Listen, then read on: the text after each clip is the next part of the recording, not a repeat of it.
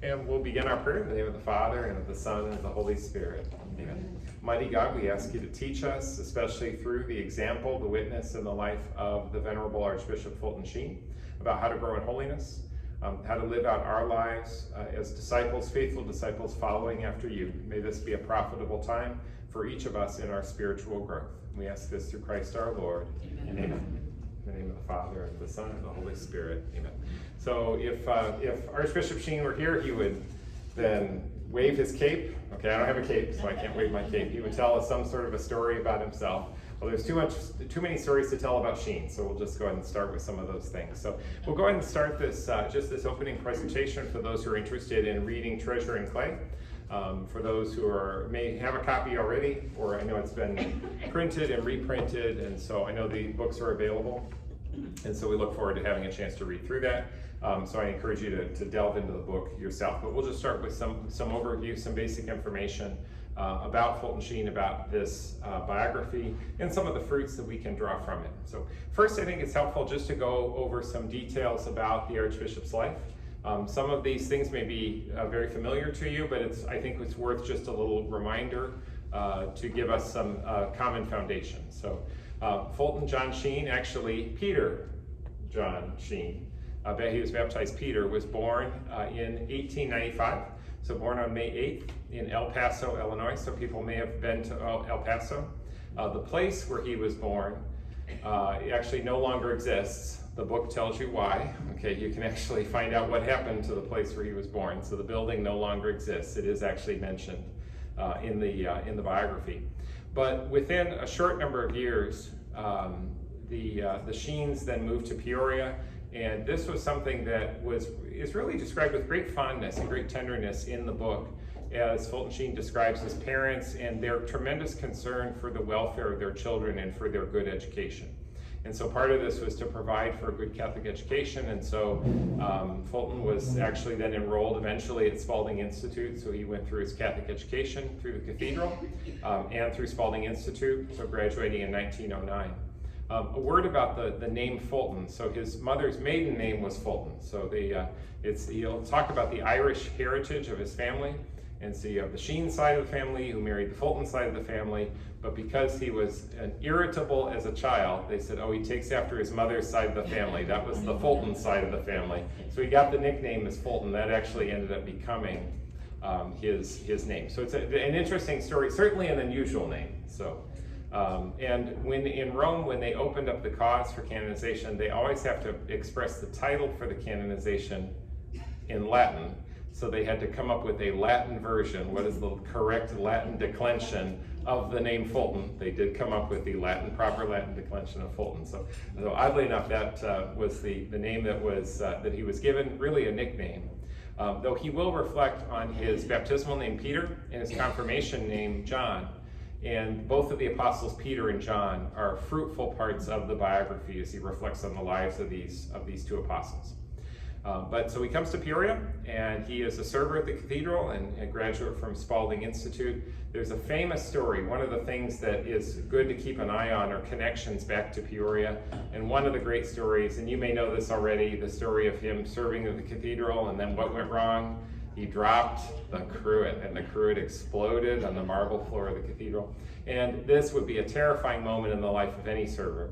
Especially under the impressive eye, so the watchful eye of John Lancaster Spalding, who was, I'm sure, someone who inspired much fear. But Bishop Spalding was very kind to Fulton at this time and said some things to him about what his life would be, and he remarks about that. That's a great part of the book, so I'll leave that as you kind of see a prophecy that was made by the first bishop of Peoria, and this would be the bishop later, who actually would be the next bishop of Peoria, who would eventually welcome Fulton Sheen as a seminarian. So Fulton Sheen, he graduated from Spalding Institute. He went to St. Viator College in Bourbonnais, but there it was a time in which he wanted to pursue academics, but it was there that his heart, which was always really kind of drawn to the priesthood, there was a pivotal moment at which he decided to take a leap of faith and really pursue the priesthood. And one of the things that's interesting is that whenever we make choices in life, life is always about making choices where you choose one thing, which means necessarily giving up another.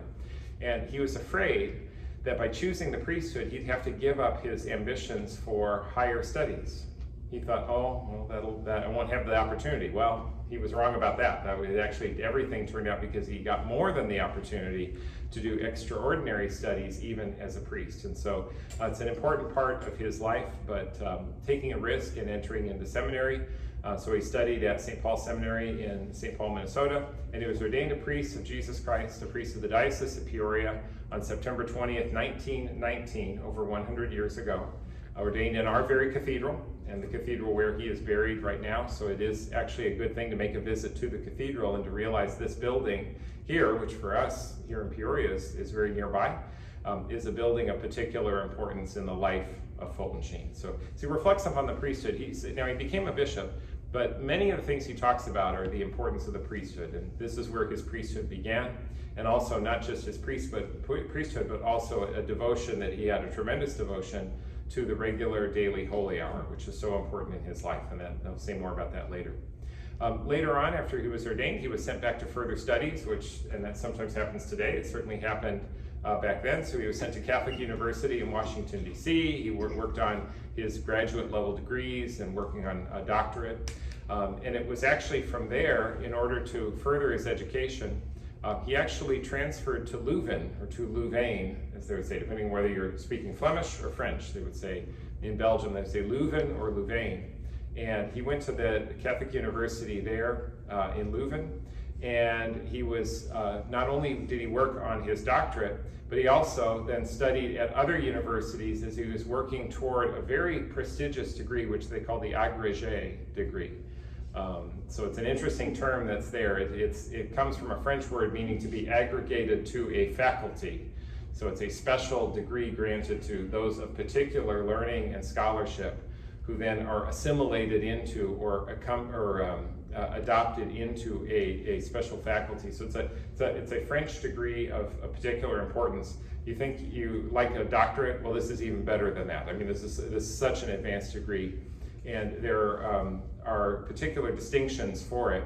Something that he was invited to participate in, and part of his studies also took him to the Sorbonne in Paris, to the Angelicum and the Gregorian in Rome. So I'm kind of going on about these different universities. The names of the universities may not mean a whole lot to you, but you could say that he certainly had more than his opportunity to be exposed to quite the tremendous amount of academia that was present in the different universities in Belgium, in France, and in Italy.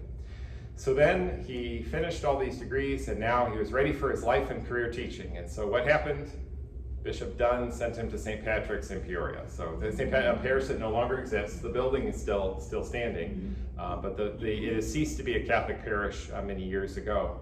But St. Patrick's on the south side of Peoria, even back then, he'll describe it as actually a fairly lowly parish. I mean, the other fancier parishes, which were still what we would still call downtown today, they were the fancy parishes, kind of more on the bluff or more centrally located. This was in a poor part of town even then, and he spent a year as parochial vicar, and it was an important time for him. He was really being tested by Bishop Dunn. So Bishop Spalding had retired by this point, and Bishop Edmund Dunn was the one who ordained him and who assigned him to St. Patrick's. And it was really a test. He just wanted to make sure that Fulton Sheen's head wasn't too big, and that he was willing to be obedient even if he was sent to a lowly parish. And he actually did quite well. He was very remarkable as someone who could draw souls to Christ even then. And so even in that short time, he didn't know it was just going to be a year, but in that one short year, so he was very accomplished in the work that he did then, winning souls for Christ. So not just simply an academic or an academician, as if someone who just has his head in the clouds, but he was someone who studied and learned a tremendous number of things, but always with an eye toward application and to preaching and to drawing souls to Christ. Well, he finished his year of obedience, and then he was allowed to then go and teach after that. He went to Catholic University of America in Washington, D.C. He started in the theology department, and he'll talk about some of the controversies that were present. And trust me, in academia, there are always controversies, especially today, but even back then there were controversies. And so because of some of those controversies, he transferred from theology into the philosophy department, which in some ways I think was maybe more his style. So that was actually a very good place for him. Sometimes even the things that you might say go wrong are actually part of God doing something that's actually right. So In this case, this I think was a good thing for him, but his time in teaching, it was not just simply teaching, he also would travel some and speak at different locations, and all of this ended up opening up an opportunity for him to have a program on the radio. And so he began his radio career in 1930. After starting in 1926 at Catholic University, 1930 began his radio broadcast, and so he began speaking at what was known as the Catholic Hour. He was speaking to Catholics, or at least to Christians, and he was from the standpoint of expanding on or elucidating Catholic doctrine or teaching about Christianity. So a deliberately Christian program. And he was very successful for that. He reached millions of people, so even up to 4 million people, I think, is the estimates from the time. A few years after that, he was given the title of Msgr and progressed on until in 1950, so I'm kind of leaping ahead from 1930 to 1950, he eventually became the National Director for the Society of the Propagation of the Faith. It's a fancy title. The Propagation of the Faith deals with the missions. And if you know some things about Fulton Sheen, the support of the missions was one of his main works. And so this was really the beginning of the missionary work that he would do. Not that he was necessarily responsible for going to the missions personally, but he raised money on behalf of the missions.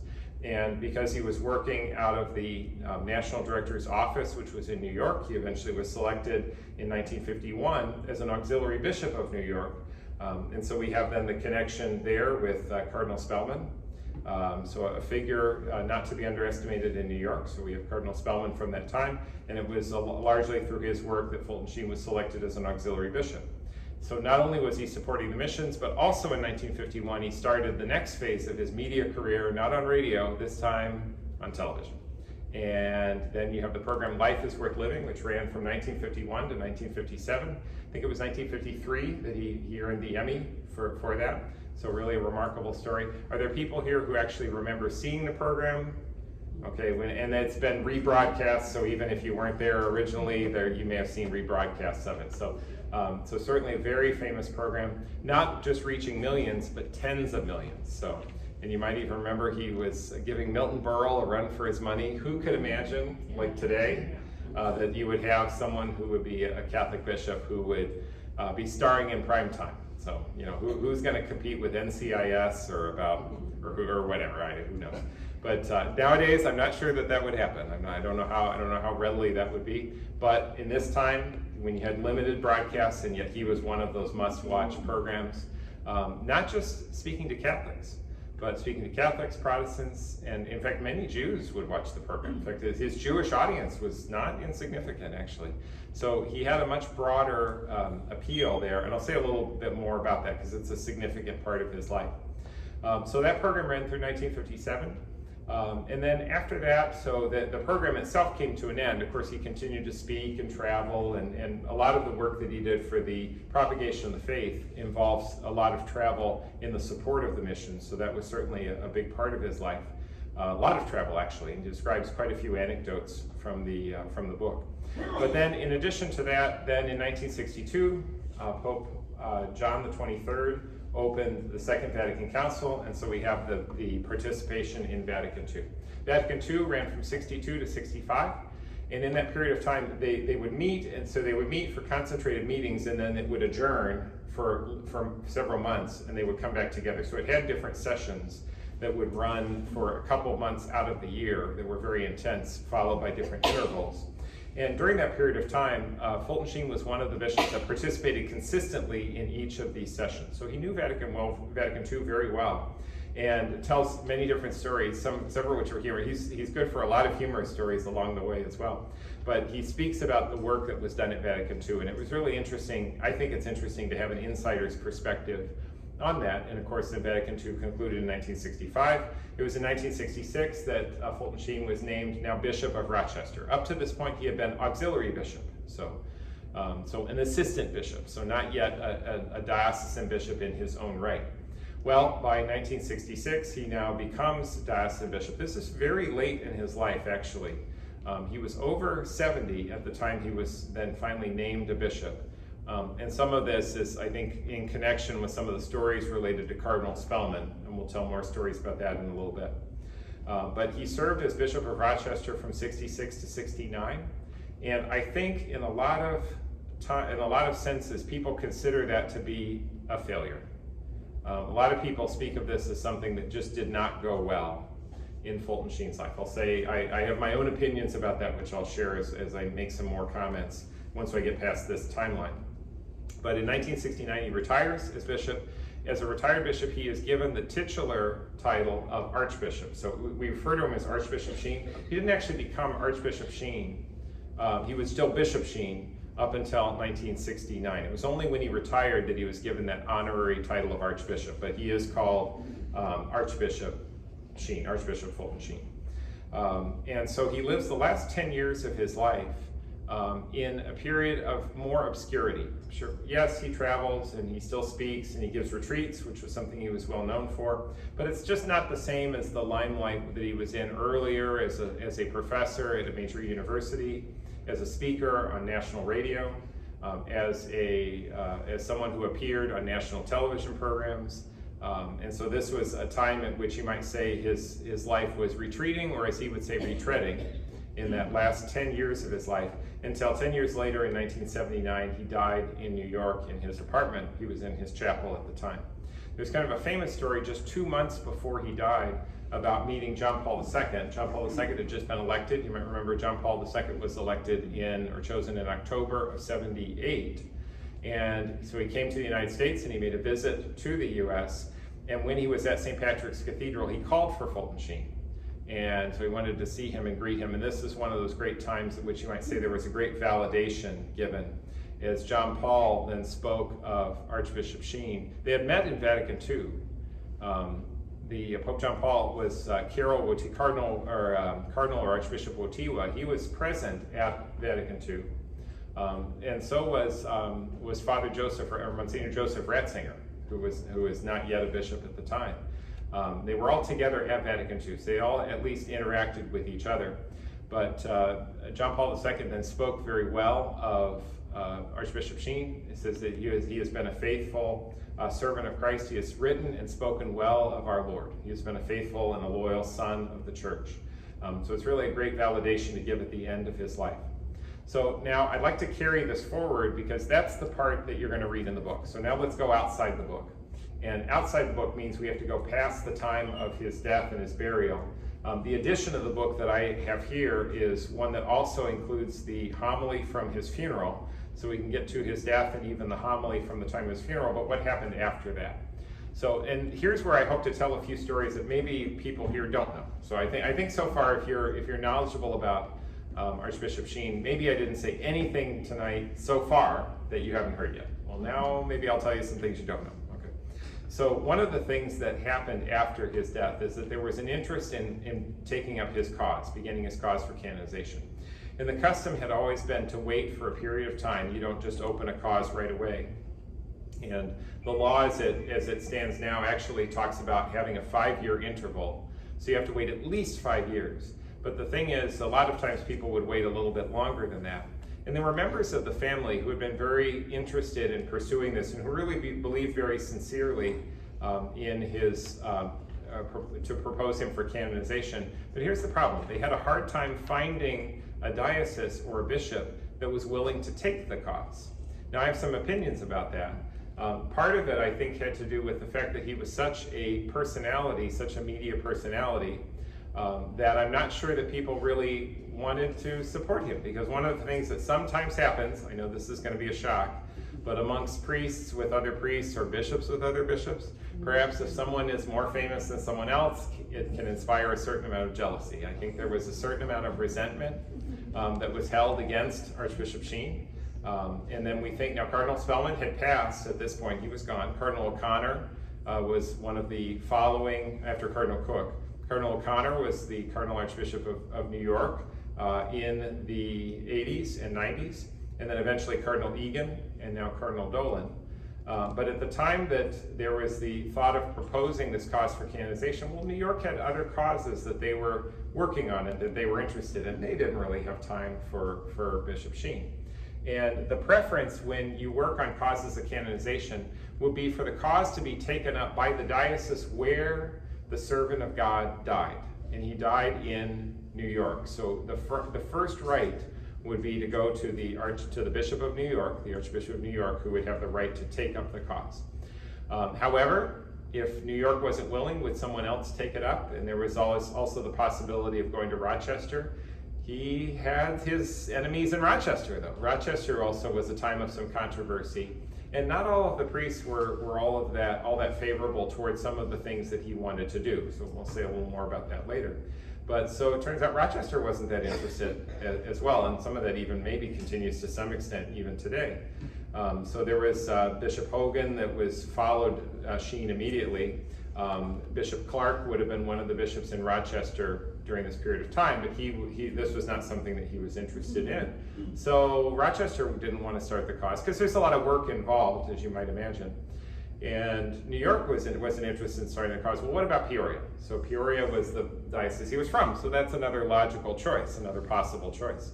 Now I know that Bishop Myers was approached at different times, and I don't know that Bishop Myers wasn't quick to say yes to that, and eventually he was transferred to Newark. But I know Bishop Myers was approached, but there was some reluctance there. And I suspect that one of the reasons why this cause was slow to get started is because I imagine that there were several people who would have thought, well, Fulton Sheen was probably a very proud man.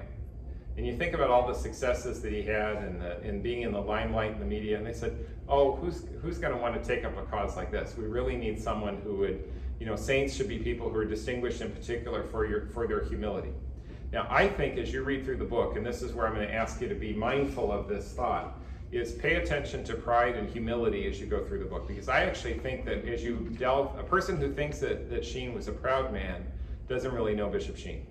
And that what I think that one of the elements that you get is a tremendous sense of his humility and a tremendous sense of his patience. So there's some virtues in there that perhaps were really not appreciated. And maybe those who made a surface level judgment of thinking that, well, you're just canonizing the media saint, the media darling. Well, no, he wasn't so much a media darling. And so there was actually a lot more to it.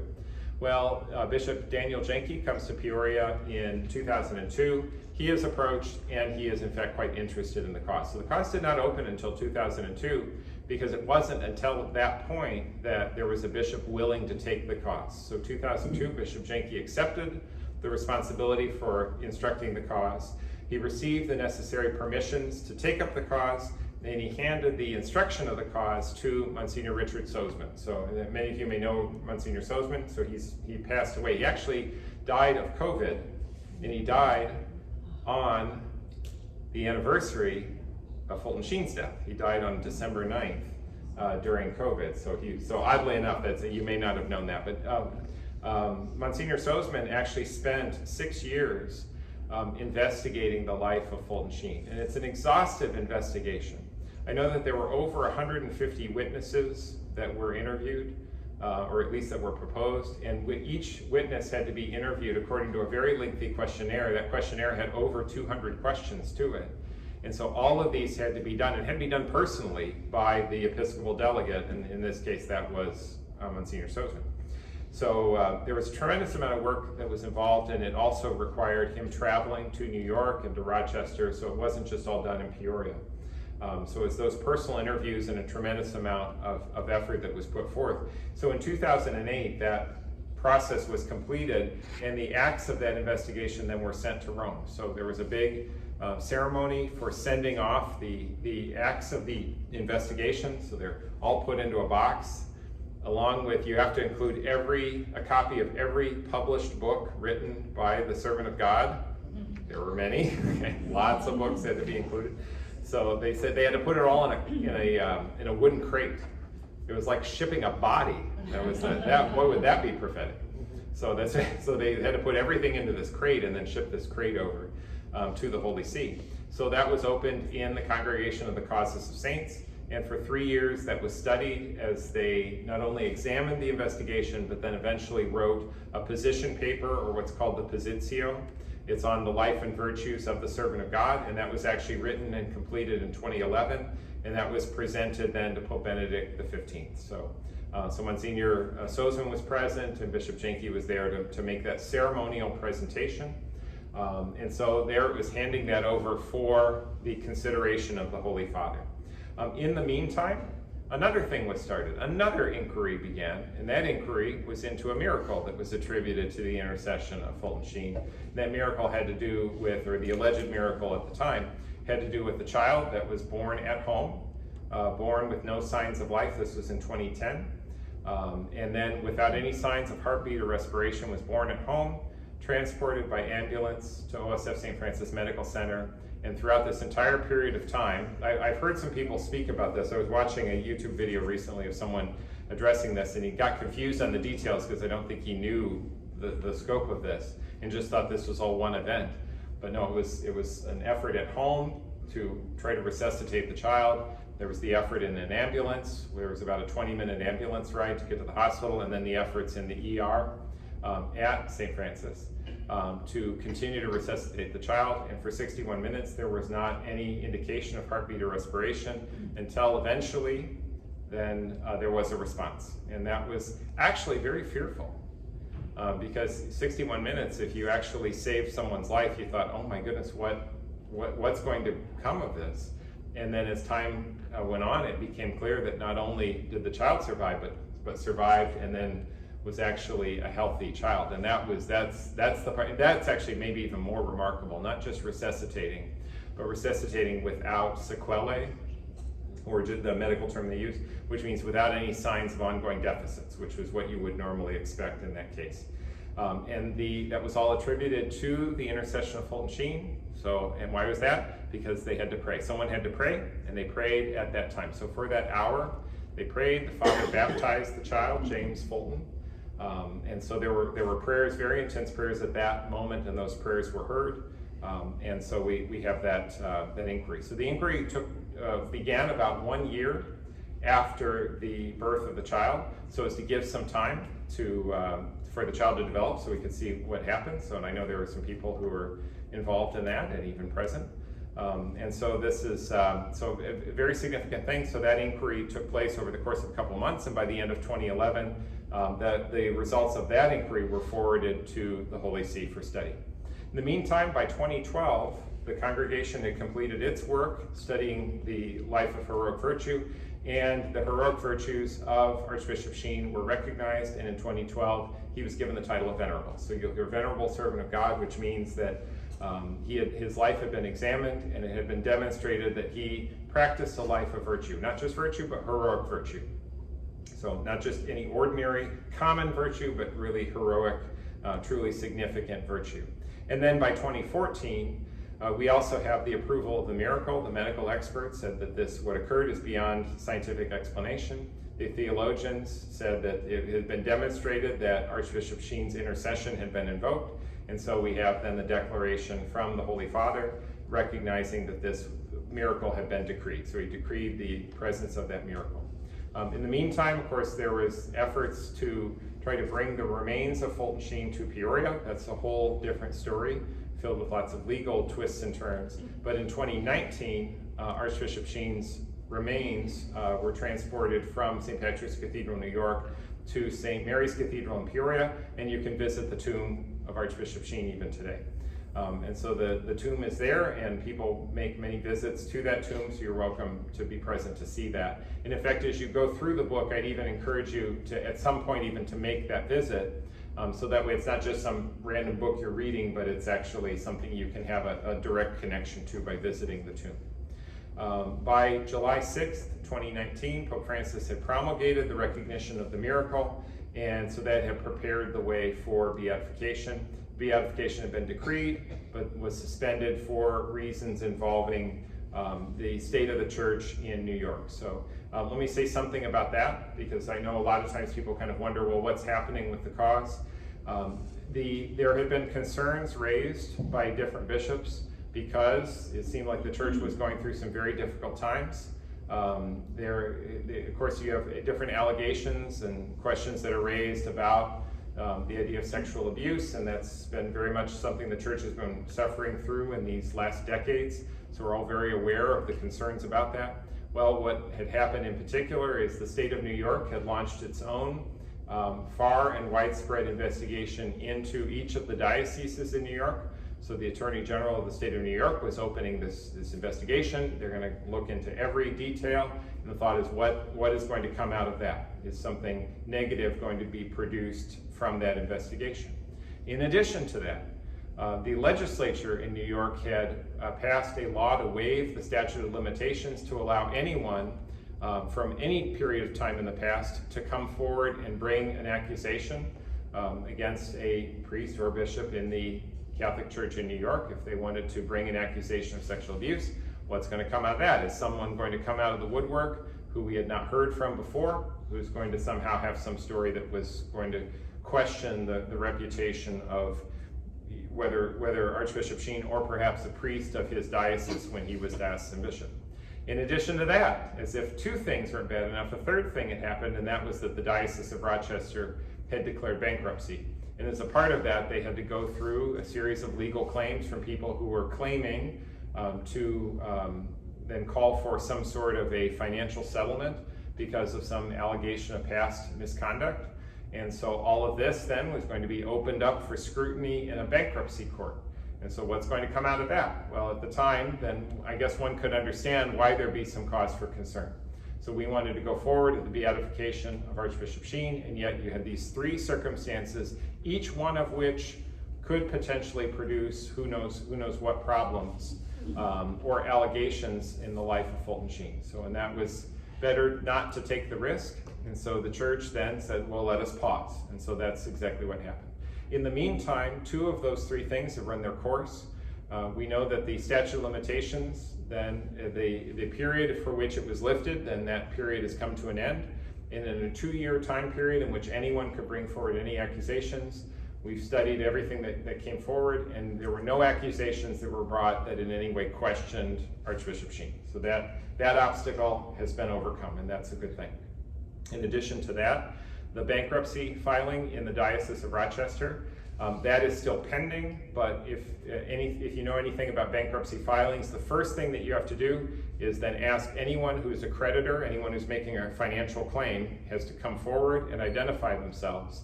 And that window has closed, and now they're just determining then how to handle the disbursements of assets as part of that bankruptcy. But the point is that anyone who had a claim had to come forward, and there was no one that made a claim saying that they were calling for some sort of financial compensation because of anything done by Archbishop Sheen. So that was good. So a second obstacle has been overcome. So what's the one obstacle remaining? The Attorney General in the state of New York has yet to release a report. For those of us here in Peoria, we might know the Attorney General in Illinois released a report recently. Well, New York is waiting for the same thing, but they don't have their report yet. So I know that we are aware of the materials that have been collected, and I'll say something a little bit later on when I talk about Rochester about any questions or accusations about Bishop Sheen, and I think we have a great reason for us to be confident, and I'll explain that in a little bit. So, but that kind of brings us up to date. That's kind of a timeline of Fulton Sheen's life, and also a timeline of the cause to get us to where we are today. We're looking forward. And I'm confident that there will be a beatification, and we just need to be patient to wait for the proper time. So now let me go into some of the details from the book. Now I'm just going to pick up a couple thoughts and a couple themes, because I want to leave the book to you to discover and to read some of the things that you'll see. But there are some things that I think are worth mentioning, and there's some things I'd like to kind of draw your attention to. One of them is the title of the book. If you're familiar about where the title comes from, it's actually drawn from a passage in the New Testament. It's from 2 Corinthians chapter 4. And in 2 Corinthians 4, I'll start with verse 5 and read from there. He says, "For we do not preach ourselves, but Jesus Christ as Lord, and ourselves as your slaves for the sake of Jesus. For God, who said, 'Let light shine out in darkness,' has shone in our hearts to bring to light the knowledge of the glory of God on the face of Jesus Christ." And then we get to verse 7, 2 Corinthians 4, verse 7, in which he says, "But we hold this treasure in earthen vessels." And there you have the line.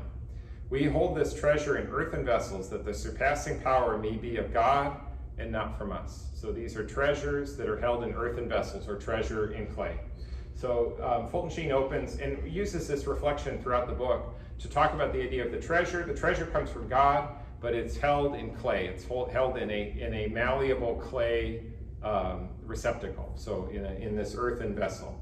The earthen vessel, or the clay, is often, he refers to his own humanity or to our own weaknesses, but the treasure is a gift that comes from God.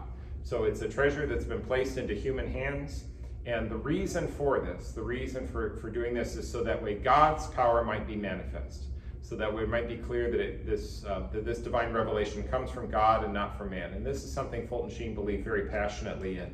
So when he speaks about that, you might even be surprised at times to hear him speak about his own weaknesses, or his own, in very humbling terms, of his own fallibility or his own difficulties.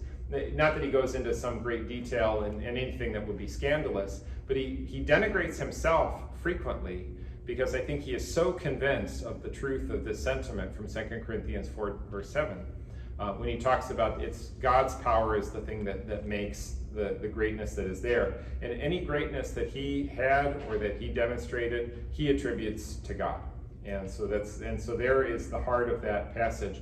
But it is a passage he'll come back to, and it's one worth holding in mind. Another thing that I think is important about the life of Fulton Sheen is to see how well he knew Scripture. This, I think, is maybe a shame that we might use to reproach ourselves, is that we don't know Scripture maybe as well as we should.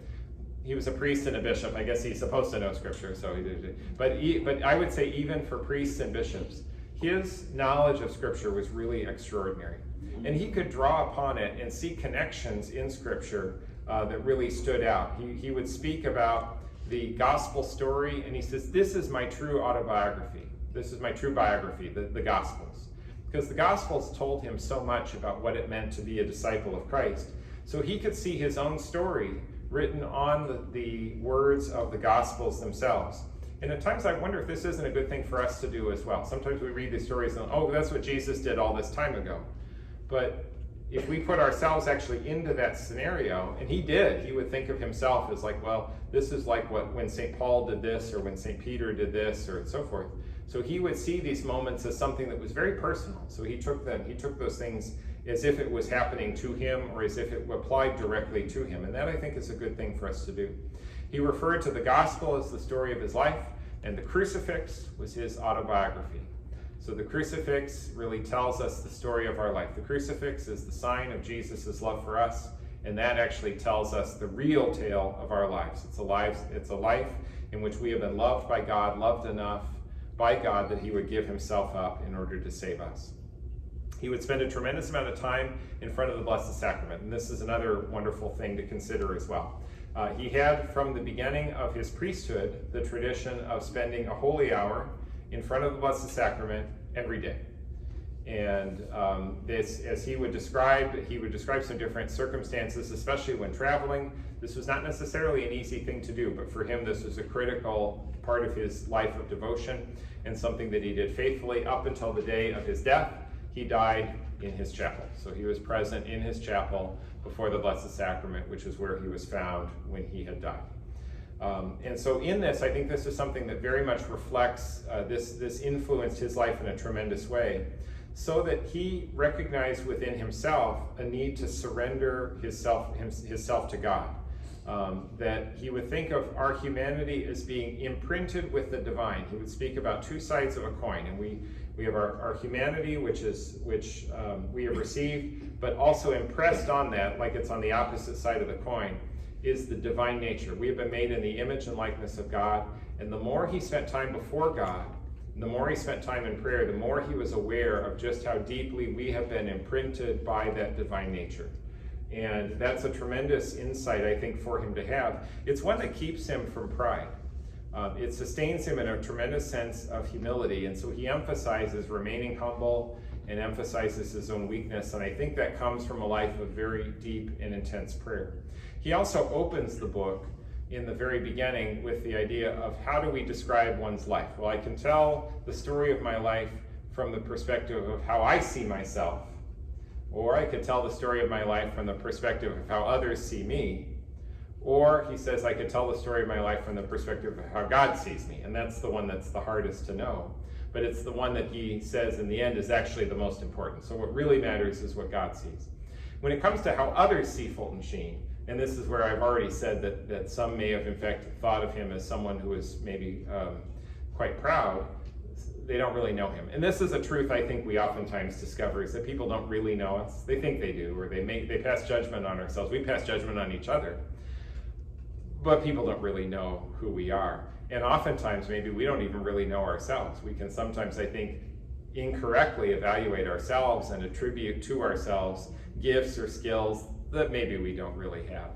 And so we can very easily fall into error when we judge other people, when we judge ourselves, but the judgment of God is the one that is true, and that's the one that really counts. And he starts with that from that perspective, which is a great perspective. Fulton Sheen was someone who was ready to take risks for the Lord, and he learned at an early age, and I think this was largely attributable to some of his formative experiences, and especially with his parents, that it was better to do what was right, even when it was inconvenient. And there's a great story when it came to his time in Bourbonnais about should he go into seminary. And he'll tell the story in the book, in which he received a special scholarship. He had passed a particular test, and he was one of the few people to receive the special award, and he was going to have a free scholarship to all of the education he could ever want, and he was going to then have essentially a free ride for what his longing of his heart was, which was excellence in education.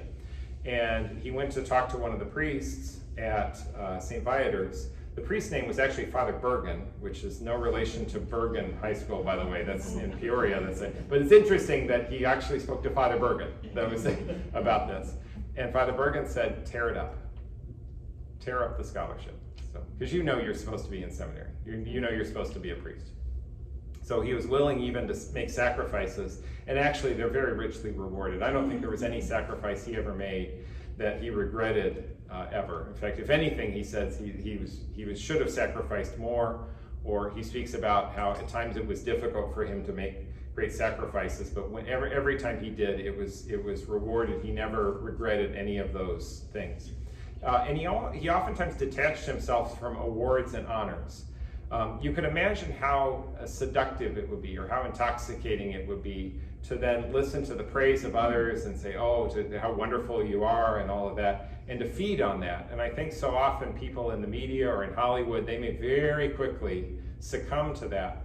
Not Sheen, because he knew the passing and the fading glory of such things. Even being a bishop, people would say, oh, what an honorable thing this must be.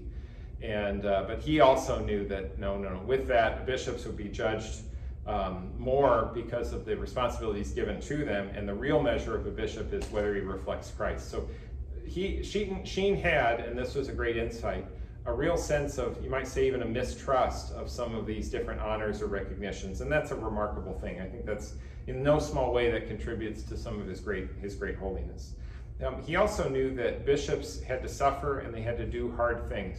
He had to do some very hard things as a bishop, and that was something he was willing to do. And when he spoke about the priesthood, he would oftentimes speak of priests as victims. And I don't know exactly when this thought occurred to him or how it took shape, but it was something that you could tell was really consistent throughout his reflection on his life, is that he was called to the priesthood, which meant he was called to be a victim. And there's no way that you can be one without the other. If you're called to the priesthood, to be a priest is to be a priest and to be a victim. Another thing that stood out in Sheen's life, besides his great life of prayer and his knowledge of Scripture, was his knowledge also of other sciences. His education was really remarkable. And I think maybe we've all met people who have been educated and they become academicians, and they sort of become very theoretical, and they've gone up into an ivory tower and then they pontificate about various things, but you can tell that they don't have like the slightest bit of common sense about how to do anything in the real world. Have you ever noticed that before? Now, that was not Sheen. That was it. He was someone who really studied. He studied a tremendous amount. And actually the thing that attracted him to go to Louvain, that brought him into Europe for his studies, was his passion for learning, and not just theology. He didn't just sit in a classroom to study philosophy or theology as if it was something unto itself. But he studied throughout all of his work. He studied literature and science, philosophy, psychology, politics, and even poetry. There's a lot of poetry in the book he will refer to. And so in this sense, he acquired a vast amount of knowledge. And this is maybe one of the things that people oftentimes will remember from Life is Worth Living. So when he would start the television program, he would sometimes start with something where you'd say, well, why is he starting with this? He would talk about psychological traumas that people have in the present day, or he would talk about political movements. He would tell about communism, for example. That was a common theme, or other things. And you'd think, he's not starting with theology. He's not starting with God. He'd talk about some scientific development. And so he'd explain some scientific insight that had come about. And then as he would tell the story, he would bring that into an understanding of how that leads us to God. And so it was really a remarkable gift that he had to connect everything in the world to everything else in the world, to realize everything that is true within the world leads us back to God in some way, because God is the author of everything that is in the world. When he spoke about communism, and this is maybe one of the things he's really known for, is his address on communism. He was someone who knew Karl Marx. I mean, I don't mean that he was a friend and hung out with him. But he really knew Marx. He read Marx, and so he knew how Marx thought. There's about one paragraph in the book where when Fulton Sheen talks about communism, and it's only about 6 lines long. It's one paragraph with just a few sentences, but he skewers communism in about 4 sentences, because he knows it. He knows exactly what communism is. And one of the things, and just to sum up the argument that he gave, one of the things he says is what Karl Marx was rebelling against is, he says, mankind has been corrupted. So our society has corrupted mankind. We have been corrupted from our original nature. And what has corrupted us? Well, you might guess one thing that Karl Marx believes is corruptedness, and that's private property. Okay, so of course, so Karl Marx didn't like private property. He says that's corrupted us. It's turned us into greedy people, and he says it's done bad for us. But we've also been corrupted by another thing, and Karl Marx also emphasizes this as well. He says religion. Religion has corrupted us. And so whereas the innate state of man, and this is where the existentialists and some of the different writers from this time would then kind of talk about what their vision of mankind. Well, Karl Marx believed that mankind in our innate nature had been corrupted by private property that led us to greed, and religion that then coerced our will. So when Karl Marx would speak about communism and in the Communist Manifesto, it was essential that you throw off both of those shackles that keeps us from attaining our human nature.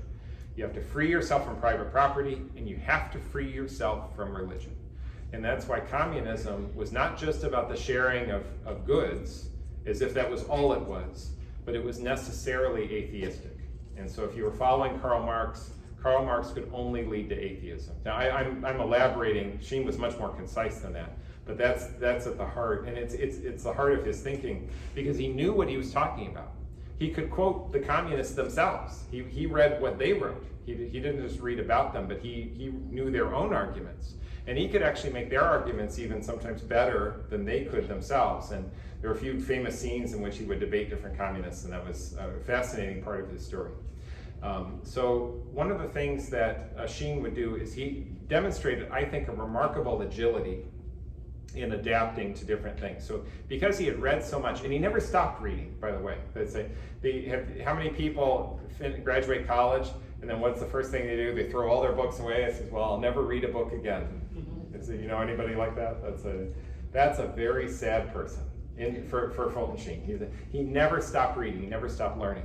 But everything that he learned, he also then realized he needed to adapt his way of presenting material. So he was actually quite agile. He was very good at being able to read things and then see in each thing that he learned an opportunity to connect to some deeper truth. And so he thought very deeply. He was a very deep thinker, and he thought broadly, read broadly, and that was remarkable. An example of his changing his approach, it came in the way that he went from radio to television. So when he was on radio, he did the Catholic Hour, and he would speak largely to Christians. He was speaking to a Christian audience. So he'd talk about Christianity, and he would start from the point of view of religion. It was a direct approach. He called it direct. So I'm just starting from the standpoint that we're talking about Jesus Christ, and so he's going to talk about Jesus Christ. So you might say he had to presume that he had a friendly audience to start with, because if you didn't believe in Jesus Christ, you weren't going to even start to listen to him, because you're saying we're not even starting from the same point of departure. However, when he went to television and started on Life is Worth Living, he was now speaking not purely to a Christian audience. Number one, the culture had changed as well. Remember, this is not the same world that he was in. So he couldn't presume upon Christianity as a common basis to engage the reader. So he had to start with something else. And this is what he called his indirect approach. So he moved from direct to indirect. So he'd start with something that he could see in the society that was all a common experience. And it could even be just something societal. It could just be some common pleasantry that we all sort of happen to know or do. It's a common experience like Jesus would use with parables. He would say, oh, here's a common thing. Here's a sower went out to sow some seed. Oh, I know about that. And I said, well, we all know about that. That's what we do for a living. And then he brings that along and then brings out a great spiritual teaching from that, as Jesus did in the parables. And that's what Fulton Sheen did in the television program. So he used a different approach, an indirect approach, one in which he then led to the religion, but allowed God to be the one to help make that connection for him.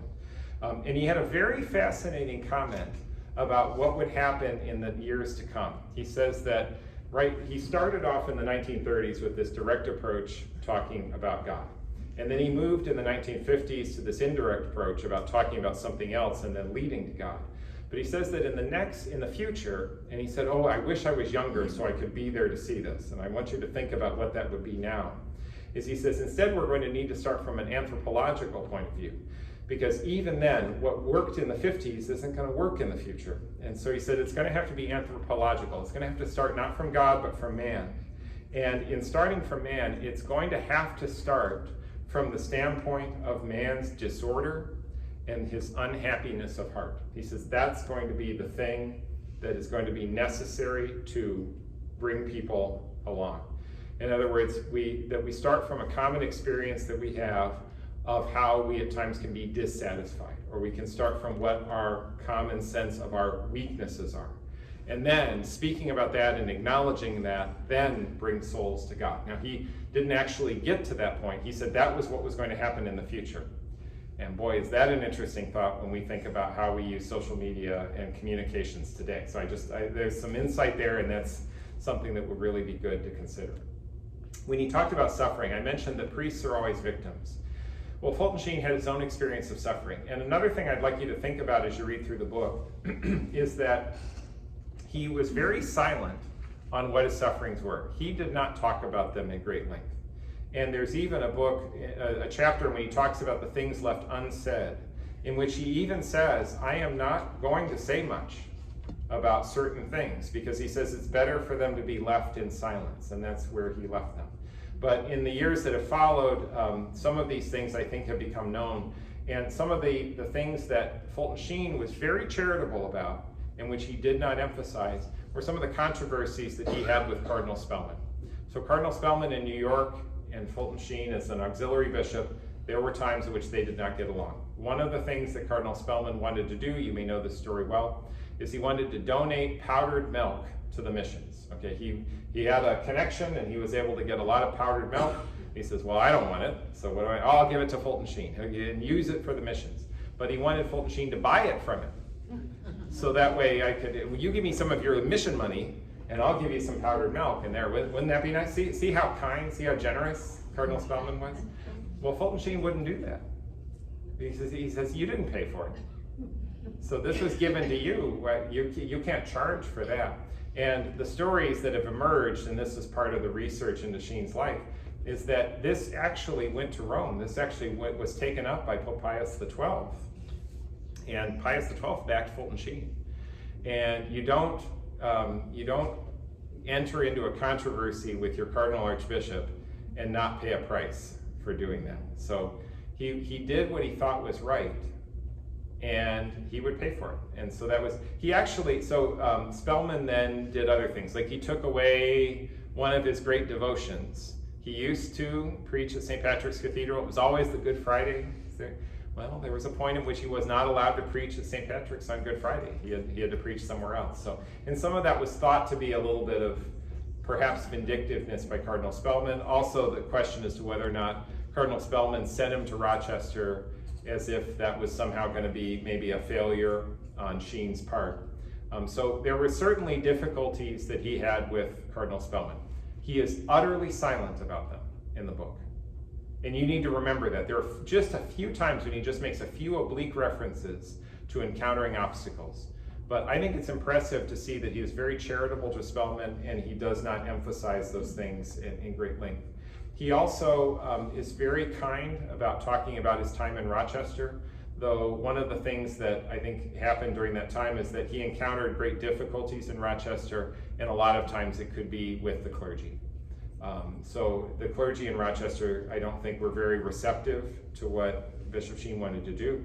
As he was coming from Vatican II, Bishop Sheen knew Vatican II very well, and so as he was working to implement certain things in Vatican II, which means he was mindful of some of the social needs of the poor, especially within Rochester, it was a theme he wanted to bring. But at the same time, the liberals in Rochester didn't think he was liberal enough. I mean, if you remember what happened in the 60s and the 70s, it was a crazy time in the church. And those who wanted to adopt the spirit of Vatican II, and then which seemed to be an open door for anything that they wanted to do, well, that wasn't what Sheen was doing. So for some people, he wasn't liberal enough.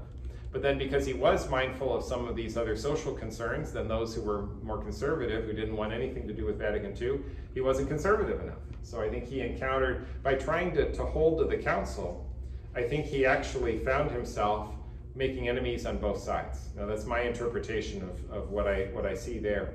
And what he does when he talks about Rochester, when he does get to that part of the book, he emphasizes some of his own failures. These were things I wanted to do or things I wanted to try. And he tells the stories of some of the things that he wanted to do that fell apart.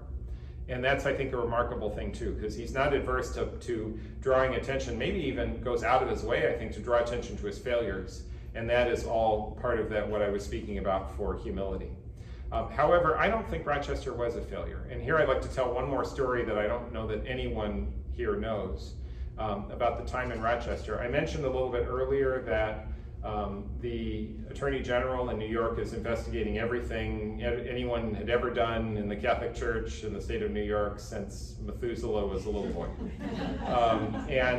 So one of the things that we found out is that there have been a few files that have been reported, and on the surface, they seem to call into question whether or not Fulton Sheen made the right decision. And one of the things that we've done is we've taken some time to really parse through that information to look at some specific cases to say, how did Fulton Sheen handle questions of abuse or allegations of abuse? And one of the things that we found out is that in these two cases, and I'll just briefly describe kind of the nature of what was involved. In one case, there was a priest in the Diocese of Rochester who was accused of some kind of abuse. And when the question was discovered, Fulton Sheen got him out of the parish that he was in, got him out of ministry, and he eventually left the diocese and eventually was laicized.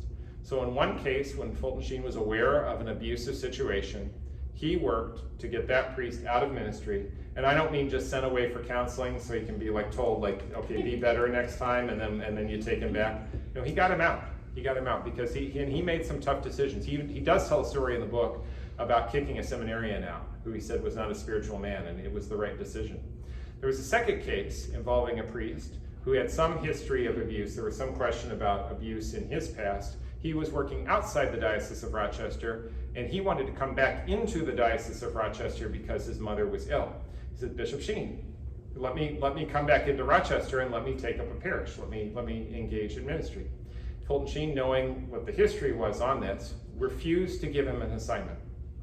And so when the priest asked, he wanted to come in, and sometimes you know how sometimes people are desperate for priests. They say, oh, well, okay, so we'll take you in. Sheen said no. So one abuser, he got out of ministry. Another one who wanted to come in, he would not let into ministry. And later on, Sheen's successor, Bishop Hogan, did let the man back into ministry. And you know what? Then he abused again. And that, which is part of the reason why they're having bankruptcy, is because of, unfortunately, bad decisions. But the decisions that were made under Sheen's time, all of our research has pointed to the fact that really Sheen was, I think in many ways, the model bishop in handling these cases. Whereas other times things get swept under the rug, or people get moved and issues are not dealt with. In the cases that we've uncovered and the research that's been done, we've seen that Sheen handled the cases the way you would expect a bishop to handle them today. using today's standard, you would expect a bishop doesn't have a choice. He would have to take these actions. Sheen did it before it was really mandatory. And so I think in this case, Rochester is not a failure at all. I think Rochester is a success. And it's actually points toward, I think, a reason to hold up Sheen as a model, not just a model for Catholic evangelization or for media, but even a model of what it means as a bishop, and certainly a model of prayer. So those are a few comments that I think are worth noting. Until then you get to the last 10 years of his life, and I wonder if this wasn't a purification for him. A time at which Sheen was no longer in the center of the limelight, and that this time I think was maybe the most important time of his life, because putting aside all of the other things of what may happen or what may come or what honors may be bestowed, when there wasn't anything else, when he wasn't being as praised as readily as he was earlier in his life when he was the rising star, in his retirement, those 10 years I think were a time of purification, and that was found especially in prayer. And I wonder if that's not wasted time at all, but in fact very fruitful time, those last 10 years of his life. You see the letters JMJ, so he would always write them on the Jesus, Mary, and Joseph. Mary is such a central part in the book, so I'll leave you to discover some of the connections that he has with the Blessed Mother. Always a central part of his life, part of his episcopal motto, as he speaks about Mary in his bishop's motto. And he even comments in here, as he would write JMJ on so many pieces of paper throughout history, and on so many chalkboards throughout history, constantly putting JMJ at the top of that. He has a wish that when he dies, that his tomb should be, that someone should write JMJ on his tomb. I wonder if that happened. I wonder if someone has written JMJ on his tomb. Go to the cathedral in Peoria and find out. Okay, so you can go and see. But he mentions that even in the biography as well. So this, I think, is just going to be a wonderful opportunity to delve in. And I've just scratched the surface with a few things that I think are good background things to consider. But I hope as you delve into the book and as you continue your discussions that this is something that will enrich your lives as well. So the practical things that will happen from here. So I will have discussion questions for each of the chapters. My suggestion is that each of the groups, as you work through, you'll work through the book a few chapters at a time according to the schedule that you set. So however people wish to do that, but I'll have the discussion questions available for each chapter. I have them mostly written, but I'll post them shortly after this video goes up, and I'll have links to them or email them out to you so that you have those available for you. And then I would also be interested, and this goes for anyone else who's actually seeing the video online, is getting feedback from participants, those who are taking part in one of the discussion groups here, or those who are participating remotely or following this online, to use the YouTube video to post comments, so and comments can be made. It'd be very interesting to see your insights as you go. So there'll be things that will stand out to you. So as you read through the chapters, if something occurs to you, my encouragement would be to post about it so that way I can see what you're noticing or details that you're finding. And in that way, I think it's a good way of engaging with the material, and it's helpful feedback for me as I see how this progresses and sort of what insights are coming to us. So appreciative of your time this evening, and look forward to this time of study. And when all this is done, I'd like to wrap up when the discussion groups are over, and perhaps maybe have a few more comments as we look back on some of these great insights in the life of the venerable servant of God, the Archbishop Fulton Sheen. And so, as he would always say, if you know the line, so you can say it with me, at the end of every program, so I say to you, God love you.